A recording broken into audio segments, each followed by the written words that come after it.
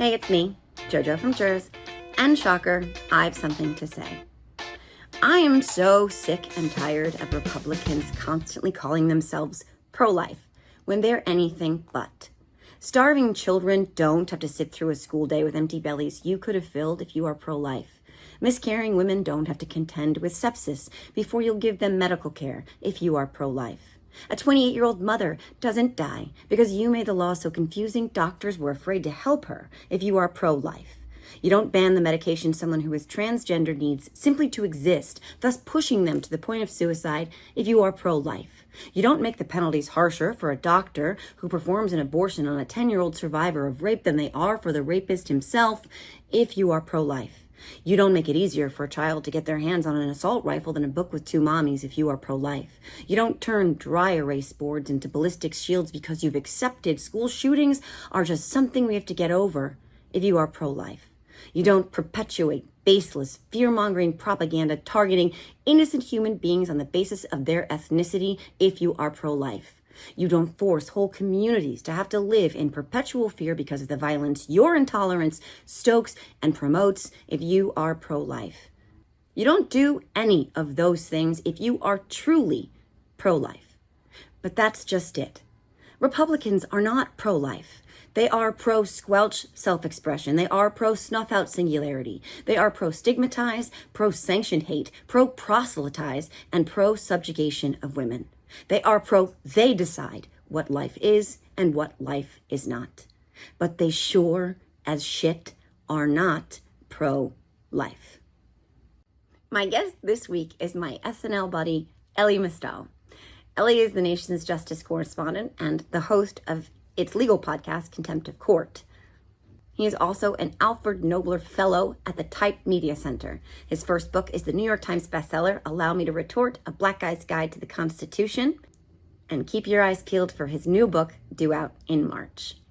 I love this conversation. I have been dying to talk to him on my podcast for as long as I can remember. And we have that SNL connection that will always bond us. So, I could talk to him all day long. I have so many more questions. I hope to have him back on. Sorry, Elie, but it's just going to have to happen. Anyway, enjoy. Okay, it's happening. It's happening. It's happening. My SNL buddy, Elie Mystal, is here on the Are You Effing Kidding Me podcast. Oh my God. Hi, welcome. Holy shit. Hi, how are you? I'm good. Largely good. I'm very excited to talk to you. I have 17,000 things I want to ask you about. How are you doing, first of all? Hopefully I'm ready for your 17,000 questions. In full disclosure, I've got a 12-year-old birthday coming up this weekend, so I'm a little bit distracted, making sure that the soon-to-be 12-year-old has all his stuff together. Oh my God, my daughter's for 11, celebrations. so I get it. I totally get it. 12 is big. 12 is big. 11 was big. 12 is like big. It's like I'm not a kid anymore. You know what I mean? Like that transition from like 5th to 6th and 7th grades. Like that's like you're not a little kid. It's over. Yep, we just started 6th grade, and so it feels like we. And so we're doing that transition. He's got his own locker. One of the funny things about the locker was that, so they give him the lock for the locker, and like all of these like technological innovations in my lifetime, the lock for the freaking locker is exactly the same. Exactly the same. There's no like fingerprint technology or retinal scan. It's still just right, left, right. Like it's the same thing. So not even like a little punch code. No, my daughter is also in 6th grade. They had lockers in 5th grade, though, of whatever reason they do middle school here in 5th grade. And she was up with like anxiety the nights before school because she was like, the lock. How do you do the lock? And I was like, I get it, girl. I get it. I mean, even in high school, I was like, what the yeah. I mean, Tesla's changed the door handle. Like there must be door handles, and the lock. No, that mofo's going to be here with the cockroaches at the end of this whole thing. It's like a shark, right? It's just, it evolved perfectly, and now it is what it is. It's done. Yeah, well, we don't have to talk about the sharks because then we'd have to talk about batteries and boats. So, all right, so let's just jump into, first of all, before I get to all of the stuff, all the political stuff, all the court stuff, all the Scott Jennings stuff, I just have to talk to you because we've never talked about this, I don't think, on camera, about SNL, because that was crazy, right? That was crazy. People are like, did you know? No, I had no. Were you getting texts at like 12, 15 or whatever? Yeah, so I was playing video games with my college buddies, as we do most Saturday nights. And my phone started blowing up, and the intensity at which I was receiving messages, honestly, Joe, the last time I got my phone acted like that, was when Supreme Court Justice Antonin Scalia died. Oh, So as I'm kind of leaving my PlayStation to come to my computer to see what's going on, I had this, thought, hey, maybe Clarence Thomas kicked the butt. Who knows, right? Because it was that level of intensity. And so then I see what's actually going on. And I'm like, oh, it's just that. Oh, wait, it's that. sorry. So I had kind of a delayed reaction to it. Yeah. I can see where you might be crestfallen though with that expectation. Right? Not that Oh, it's about me. Oh, yeah. wait, it's about me. It's not just about you. By the way, there's a connection that you share. I can't think of his name, the actor's name. Help me out. Oh my God. Kenan Thompson. Yeah, you guys have stuff in common other than SNL now. We have the exact same birthday, like same day, month, year. So that was kind of cool. Look, as I'm sure you would agree with me, like when you see that it's going to happen, like I feel like all you're hoping for is like, just don't make me sound like an idiot. Just don't make me look stupid. Like, like you're so worried about like I hope I'm not oafish or something like that. So the fact that they played me straight, essentially, and made the jokes like being done towards me as opposed to me being the joke, I was like, Thank fine. you. Yeah, I would love, and everyone asks me, do you know how that happened? Like, and honest to God, I could squeeze every ounce of information out of the universe, and I don't think that answer will ever present itself to me. Like, I don't know. No, I don't know. Was there one writer like who's like, oh, this will be the perfect, we'll use the Bee Gees to come back after a decade to do this, and we'll have these two. We're like not even in the same sphere. Like you're an actual expert on stuff. I'm just a mom who runs her mouth a lot. And I was like, we'll have these two on this panel. I was like, I don't know. I have no idea.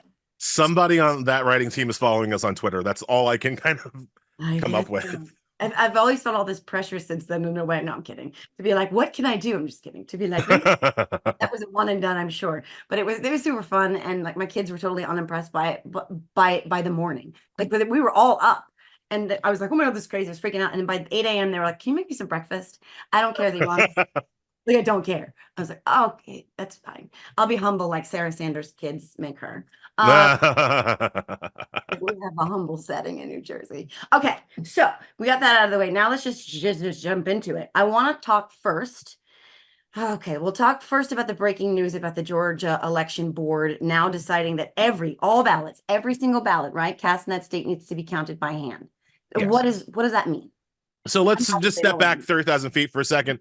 The Georgia Board of Elections has been captured by MAGA cultist Republicans. That is one of the changes that they've made since the 2020 election. And basically what the Georgia Board of Election is trying to do is find the 11,000 votes that Trump asked for before he has to ask this time.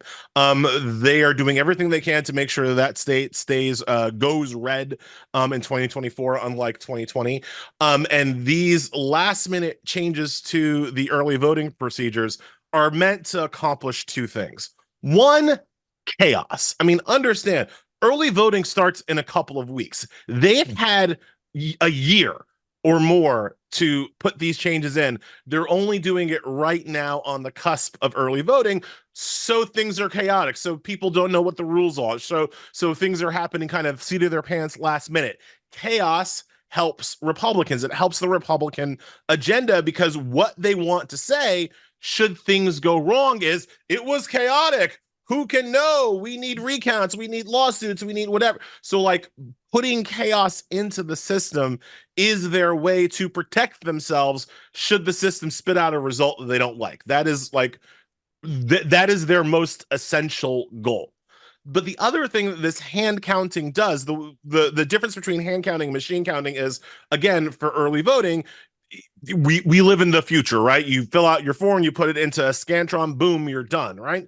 When you hand count the votes instead, you introduce the possibility for human error.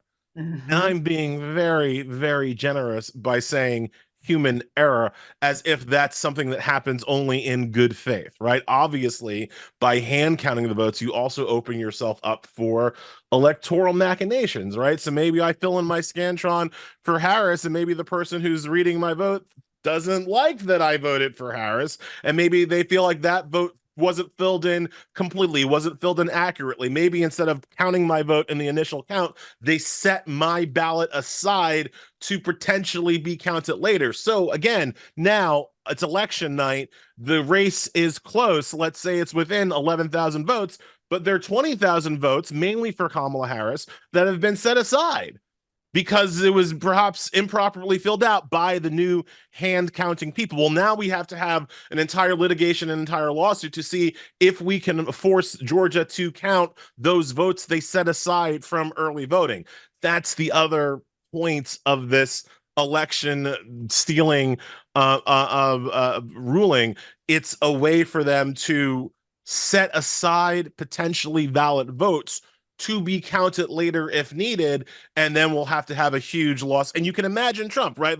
Why do they keep counting the votes? I'm already ahead. What do you mean you're going to count 20,000 extra votes? You can imagine all of the bad information, bad faith, misinformation coming out from right-wing networks, right? Democrats want Georgia to count 20,000 extra votes. No, they're not extra votes. They're votes that were filed timely, but set aside by people hand counting ballots instead of letting the machine Scantron do it. So again, it's confusion, it's manipulation, it's bad faith, it's all rolled into one. And this is what happens when you let MAGA cultists control the procedures of an election. Right. And like you said, they've been working on this. The lessons they learned in 2020 were not how to make sure to shore up their elections, which there were no fundamental problems with, but to rig them so that they could do these things they couldn't really get away with doing last time, but now they can. And all the things that they destroyed Ruby and Shay's lives over, that they're going to be instituting themselves, but also the time span in between is all the chaos that's going to ensue in that amount of time that it takes to settle all this. Again, it's like that is very advantageous to them. So what can we do right now? Can we do anything?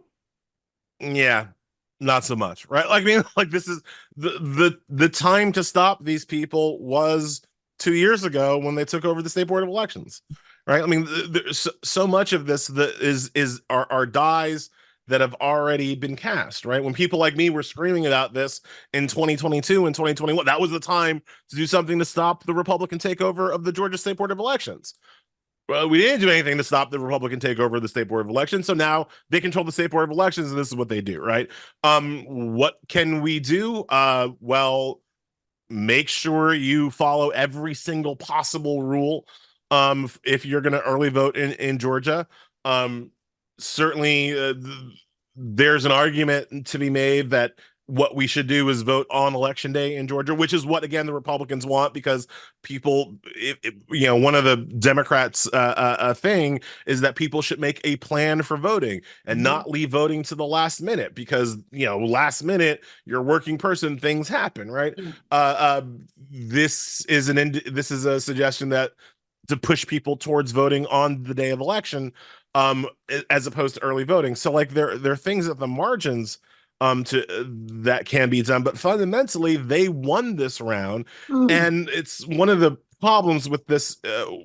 This again kind of goes back to 30,000 feet, but like the degree of difficulty for Harris to win the election is so high, right? Because it's not enough for her to win. Right. Harris winning the election is not enough for her to win the election. It has to be a blowout. It has to be obvious. It has to be not close. It has to not come down to Georgia or Pennsylvania or just one state here or 10,000 votes there. It's got to be a blowout. And beating Trump by blowout margins is almost impossible, given how entrenched his support is. So this is another thing that just raises the degree of difficulty to the election. Again, Trump won in 11,000 votes in Georgia, and this is how he finds them. It doesn't involve convincing 11,000 new people. It involves suppressing at least 11,000 Democratic votes. And that's what Georgia's going to be up to. God knows what the other red states like Ohio will be up to, kind of like, batshittery, chicanery nonsense they'll be up Yes. to. Well, on the Nation, I wrote about some of the general election stealing polemics that the GOP is trying. We got this in Georgia and North Carolina. Their ballot is kind of completely up, thrown completely up in the air because RFK at the last minute dropped out. He dropped out after the deadline, but the North Carolina Supreme Court, which is captured by conservatives, 4-3 ruled that he could drop out anyway, and that required North Carolina to destroy 3 million already printed mail-in ballots, to destroy those, reprint and redesign the ballot. Because if you think about how you like design a ballot, just from a like arts and crafts perspective, if you have one fewer candidate, you have to redesign the entire ballot. So it forced North Carolina to destroy 3 million already printed ballots, redesign something on the order of 2,000 ballot templates across the state, and that could very well cause at least delay in the start of North Carolina's early voting period, which was supposed to start on October 17th. We don't know if it'll start now on that because of this change they did in North Carolina. They tried to do the same thing in Pennsylvania. The Pennsylvania State Supreme Court knocked that down. They were trying to get Cornel West on the ballot in Pennsylvania. I should say the Republicans were trying to get Dr. Cornel West on the ballot in Pennsylvania. The state Supreme Court rejected that. However, there's still litigation in Pennsylvania about what's called curing ballots. This is a thing that gets people. I find there's a lot of misinformation about this, because when I say curing ballots, it sounds like, well, if you vote it wrong, Yeah. they sent, but it's not that, right? It's if you mail in your ballot and it was supposed to have a date, it doesn't have a date. It was supposed to have a signature, it doesn't have a signature. What they do is that they send the ballot back to you saying, hey, doesn't have your signature on it. If you want this ballot to count, send it back in with your signature, right? That is an opportunity to cure the ballot and still have your vote counted, right? Think about the alternative. What happens in the alternative in the world that the Republicans want? You fill in your mail-in ballot, you send it off, you don't think there's any problem. So you think you voted. You think you're all set, but your ballot actually is not counted because it doesn't have a signature, because it doesn't have a date. You have no way of knowing that your ballot is not going to be counted because it's a typo. You didn't mean to fill it out incorrectly, but you did. So now your vote is not counted, and you have no chance to even know that happened, much less fix it, right? So even if you wanted to give a situation where you say you can't fix your ballot if it was filled out incorrectly, couldn't you at least tell people so they could then be like, oh, my mail-in ballot didn't count, I have to go vote on election day? Yeah. One would think. But Republicans don't want to do. The Republicans just want to be able to throw away the ballot, not tell you. Yeah. So that you don't know that you haven't voted. It's all about suppression in one way or the other. It's all about throwing votes away one way or the other. And Ohio is doing their own shit already, where they made it harder in terms of voter ID. In New Jersey, we don't have that's not required, but in Ohio, they've made that much harder. People don't know that. You have to get the word out about that. But they've also LaRose is trying to even further like limit drop boxes, where they only have one per county now, and he's trying to restrict that even more. So we're looking at these are some big states. Well, Michigan, thank you, Jesus, at the moment. To say nothing of the purges, right? I mean, one of the common tricks in Ohio especially is to purge voters who don't vote in 2 consecutive elections. But think about it this way. If all you do is vote in presidential elections, that means you vote once every 4 years. That means when you don't show up in your off-year election and then don't show up in the midterm election, guess what? You haven't voted for 2 consecutive elections. So even if you consistently vote in every presidential election, if that's all you do, you could have had your voter registration purged off the ballot in Ohio. When would you find out that you've been purged? On election day. Right. You would only find out that your voter registration is purged when you show up on election day, at which point you would be told you weren't registered to vote, and goodbye to your vote. Again, it's one of the things that really pisses me off about the Republicans' attempts to suppress the votes is that the people who support them think that they're supporting sorry, most of the people who support them know exactly the kind of evil crap that they're doing. But Mhm. some people think that these are just like common sense, easy measures that everybody should be able to support without thinking through just one step in front of their nose about how, I guess the word I'm looking for is ungenerous it is to Mhm. go so far to prevent and discourage people from voting who just want to vote, Right. who just want to vote, who think they've done everything that they're required to do to vote, but Mhm. because of some random law or random issue or random clerical error, their vote is discounted and thrown away. Why would we? How could we call ourselves a democracy? Yeah. Why would we want to live in a system where we regularly do that to people? And of course, we know why, because it helps Republicans. Right, but I think people, I think even in Ohio, as we saw with issue one, I think people are hip to what they're doing. I think that people are like, hold on, I don't have to agree with everything that these other people are saying, but you're trying to tell me that my vote is going to count less or may not count at all. And I don't like that. Like I think we have seen this sort of a like resurgence of this is really about maintaining, protecting democracy. And what you're trying to do is take we the people out of this equation. And I think that that is that's a pretty bipartisan held belief. And I think that's their failing. That's the Republicans. That's their like Achilles heel. What we have to do on our side is make sure that people understand that.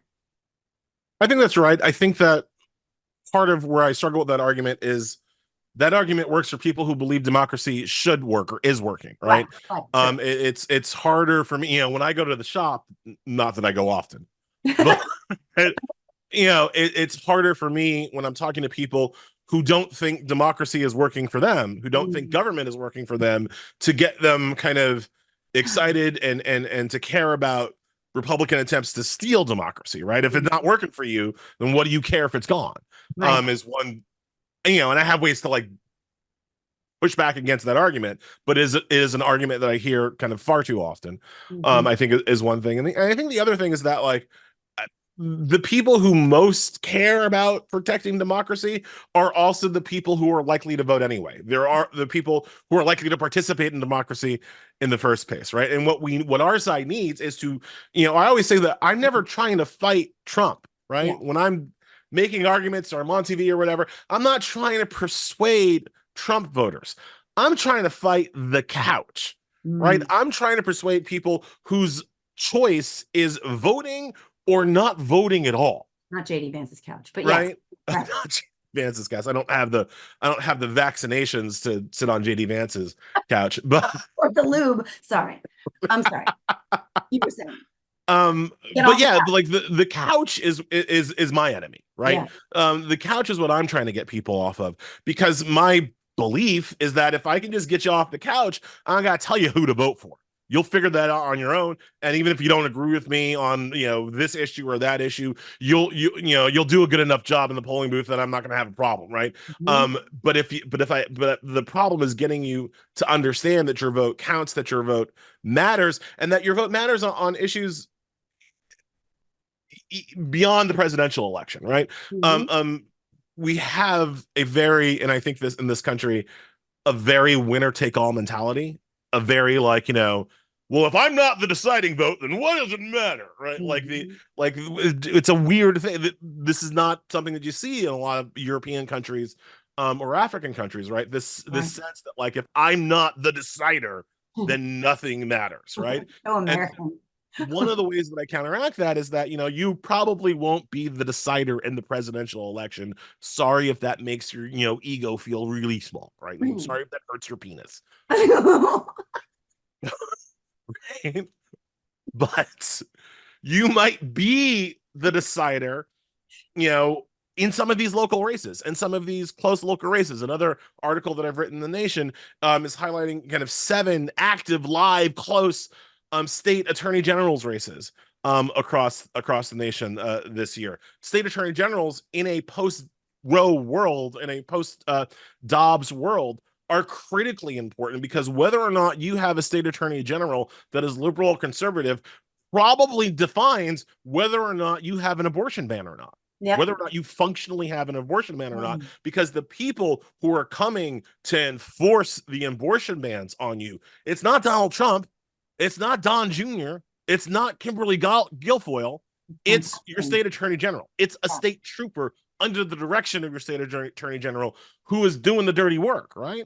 It's Raul Labrador, the attorney general in Idaho, who is doing the lawsuits to try to get rid of emergency medical treatment if that treatment requires an abortion, right? That's so like in front of the Supreme Court, right? That was it was kicked on procedural grounds last term. It's coming back this term because Amy Coney Barrett, while she was kicking it, was basically like, Raul, this is exactly what you have to do to win this case next year, right? Great, thanks. Right? So it's coming back this year. Awesome. But like the Raul Labrador did not win by millions and millions of votes, right? He won by tens of thousands. If tens of thousands of people in Idaho, he's not up for election this year, but I'm using him as an example, voted differently, he wouldn't even be in power. Yeah. And that's what I tell people who live in Indiana, where they have a live attorney general race, in Missouri, where they have a live attorney general race. Yeah, the state might go red for Trump, but you should still go vote. Yeah. Because you can change the outcome in some of these races. And by the way, the margins in 2020, because of the Electoral College, like in some states, it was not a lot of votes that made a lot of difference. You know, I mean, people don't realize that. But real quick, what you said something that about how many people voted for him, and that's such a small number, right? Like the people who voted for the Attorney General of Idaho, but how much outsized power those people have in what is supposed to be representative democracy. I don't have all the language, but still, it feels all the time like this whole thing was built for minorities to somehow, not minorities, but the minority to have outsized power. And I feel like what Republicans have continued to do is take full advantage of that. And like that scares the shit out of me, that like, you know, some bumblefuck red state has the same kind of weight as California or New Jersey, and these attorney generals that are elected by a handful of people, so to speak, have all this outsized power. Like that shit scares me. Yeah, well, this is the fundamental design flaw of the Constitution. And the design flaw is that it wasn't written to protect minority power. It was written to protect white power. And that white people happen to be increasingly in the minority in this country doesn't matter, because the Constitution was written to protect white power. What you're talking about to start is the equal representation in the Senate, right? That every state gets 2 senators regardless of population. So that states vote, land votes, not people votes, right? Right? Why? Well, because they were trying to protect slavery, straight up. Because the slavers understood that there were more people in the North who would eventually oppose slavery than there were in the South that would support slavery. And so they set up a system where just because you had more people who agreed with you doesn't mean that your policies win on a national level, which is not at all democracy. It wasn't at all what they were going for. What they were going for was a Western slave empire controlled by bourgeois elites. And that's pretty much what they got. And that's pretty much what we've always been, right? How did we not evolve away from that? How have we not, like other countries have evolved away from sort of that sort of thing, like Norway or whatever? Maybe it's Norway, but like, why haven't we? Because they want to hold on to that power? It's white folks, right? To change the system, you basically have to go to white people who are still in a numerical majority and be like, would y'all like to give up some power? And you know what they usually say to me? No. Thanks, though. I've considered it, but no, I don't want to give up power. I don't want to share power. Power has had to look, big picture again. What I try to do, what I fundamentally advocate for, like if you broke me down to just first principles and what's the through line between everything I say about law and politics, all I want is for women, people of color, and the LGBTQ community to be treated with the same rights and responsibilities and respect as white men were treated with in 1787. Right. You just get me and women and other minorities to 1787 white man, and I'm cool. But we still haven't gotten there, right? Because the same white men who held all the power in 1787 have only basically at the point of a political gun share just drips and pieces like crumbs from the table, trying as much as they can to retain as much power for themselves. And the entire system is structured that way. So we already talked about the Senate, but we haven't talked about the filibuster, which isn't even in the Constitution. It's just this extra thing that the white senators invented to make it even harder to take away power from white minorities. So that's kind of what it is at the structural level. But at the personal level as well, yeah, I talk about this a lot when I talk about police brutality and police reform. And like, I'm not a defund the police, but I'm a very much like reform the ever living fuck out of the police kind of person.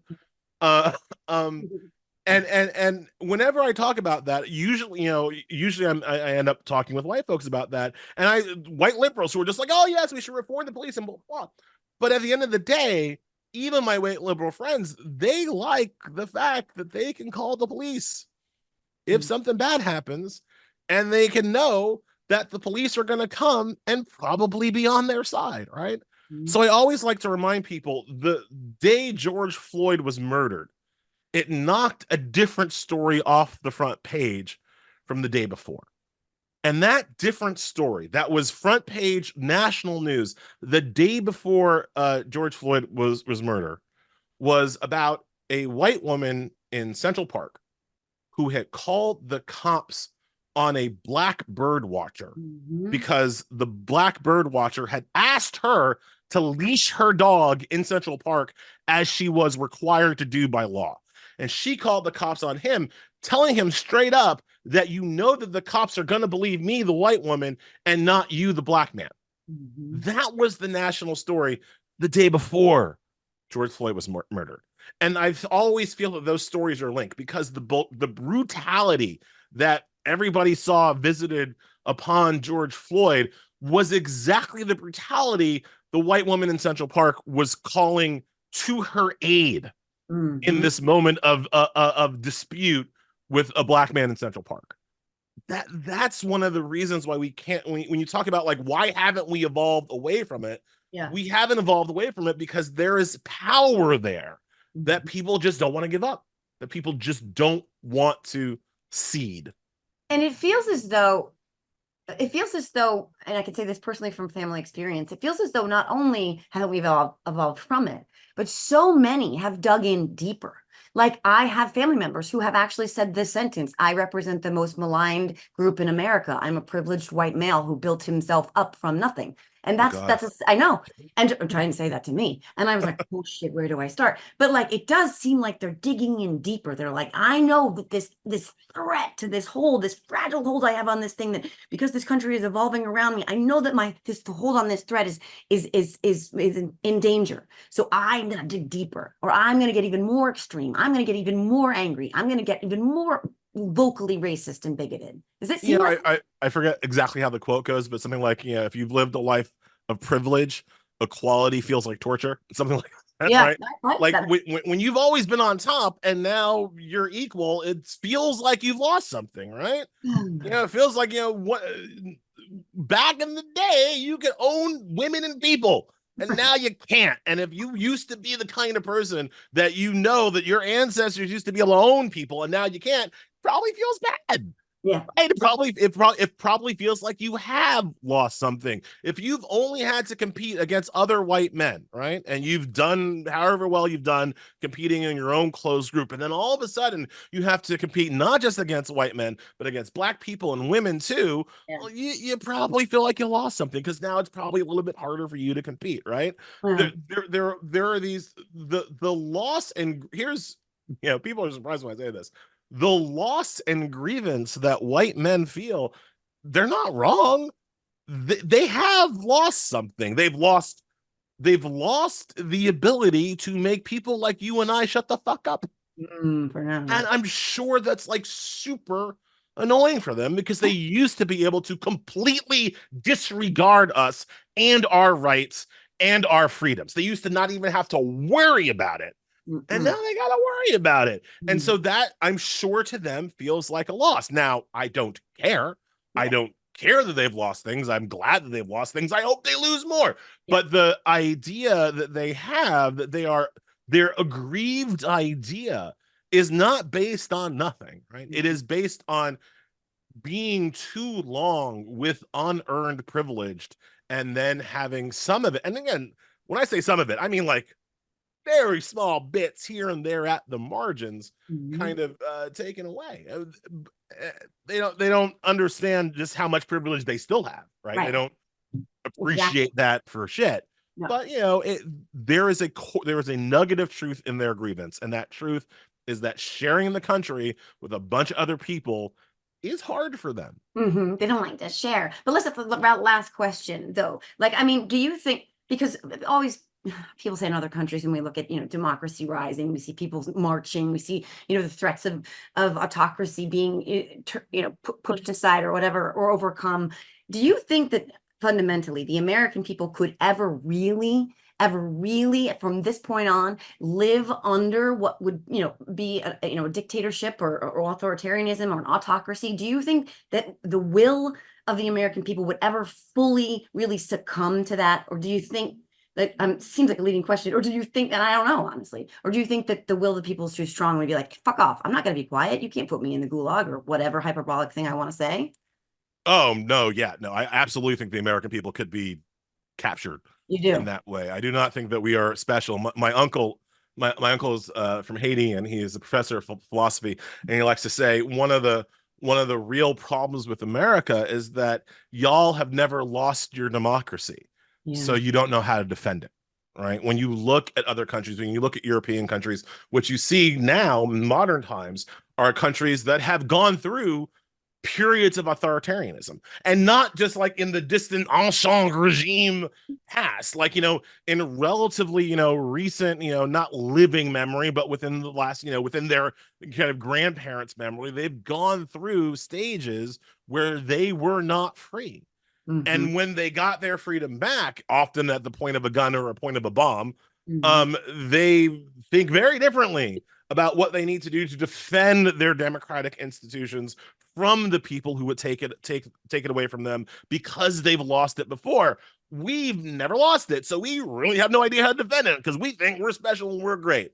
Right. Absolutely, we can lose it. And if the trade-off is, and this goes back to my point earlier about the aggrieved white man, if the trade-off is they have to be a little bit less free so I can not be free at all, if the trade-off is they have to be a little bit less free so their wives are chained to the stove and have to make them a sandwich, I think a lot of white men in this country would choose less freedom but sandwiches, right?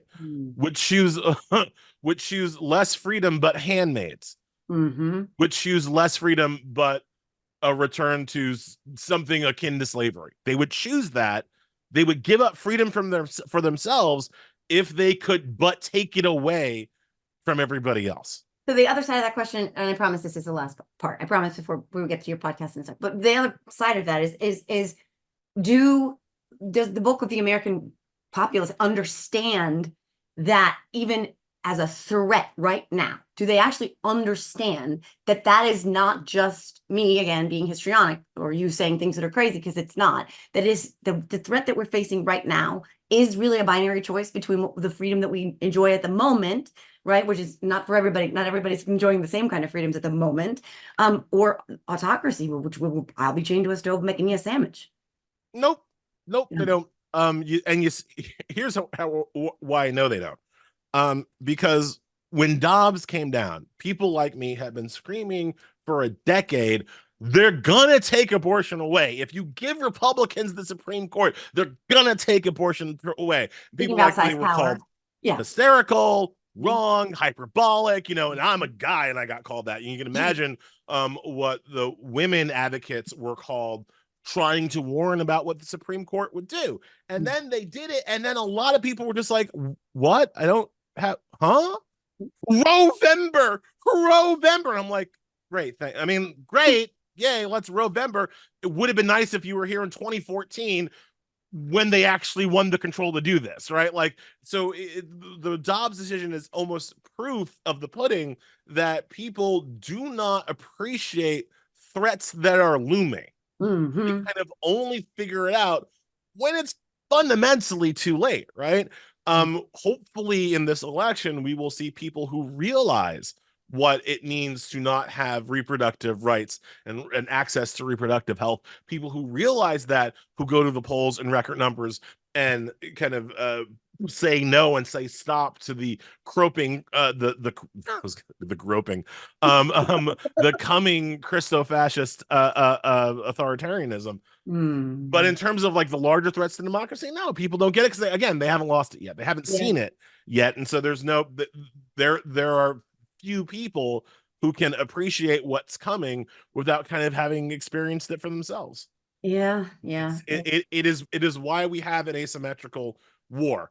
On our side, however, is that our enemies are fucking idiots. Like really the best thing that the only reason why they haven't won yet is because they are very bad at their jobs, right? They're provably incompetent, they're actively stupid, they're way too online, like they're way too like involved in their own like memeing and storytelling, bites and books, right? That doesn't really have sway outside their little echo chambers. They don't study, they don't read, so they're not able to like make kind of any kind of meaningful or deep connections kind of at a intellectual or philosophical level.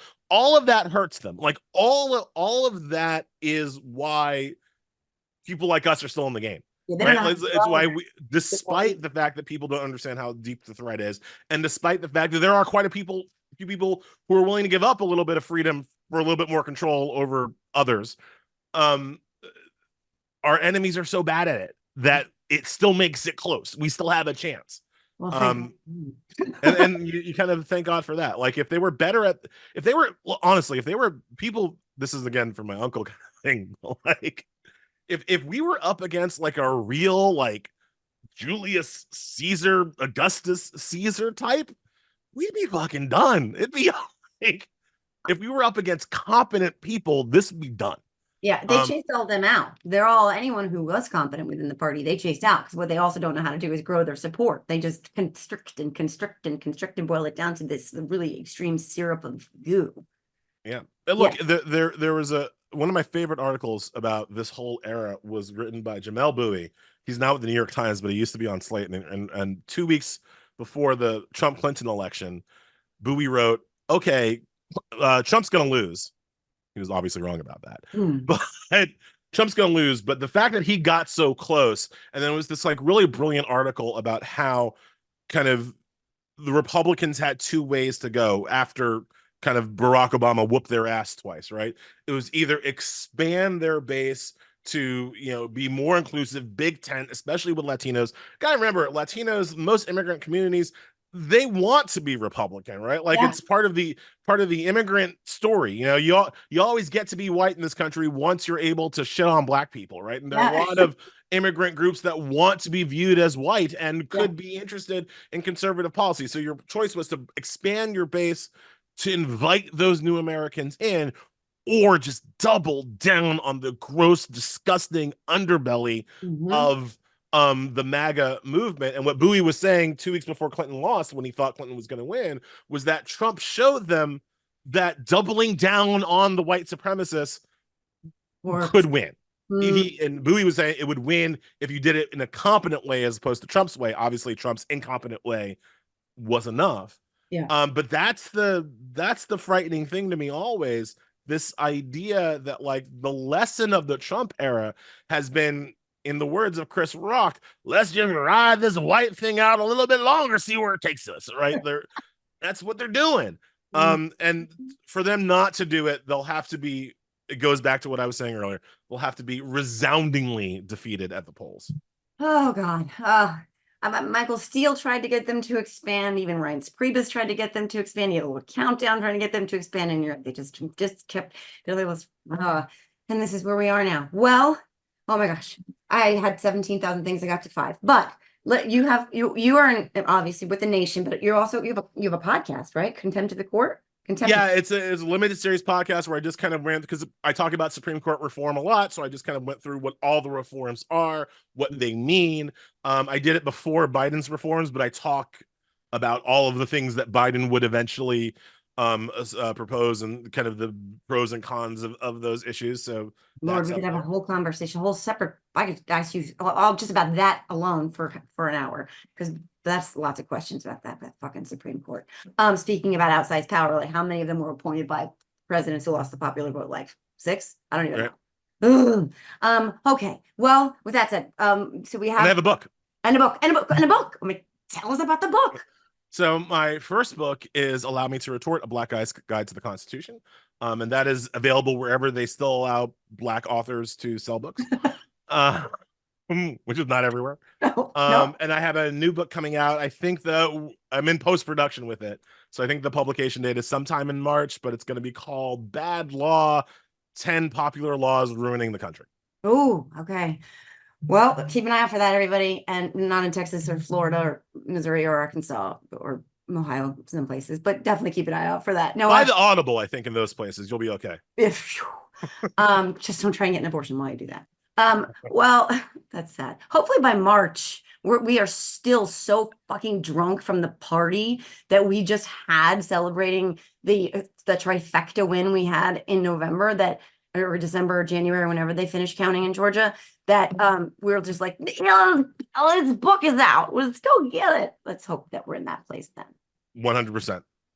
All right. Well, thank you again, Elie Mystal, my SNL brother from another mother. We'll always be bonded by that. This was as informative and incredible as I expected it to be. You're never disappoint. You're a giant, bright, giant, shining star. So thank you. And I hope you have fun planning your 12-year-old's, soon to be 12-year-old's birthday party. Awesome. Thank you so much for having me. All right. Thanks, everybody. We'll see you all next week. Bye.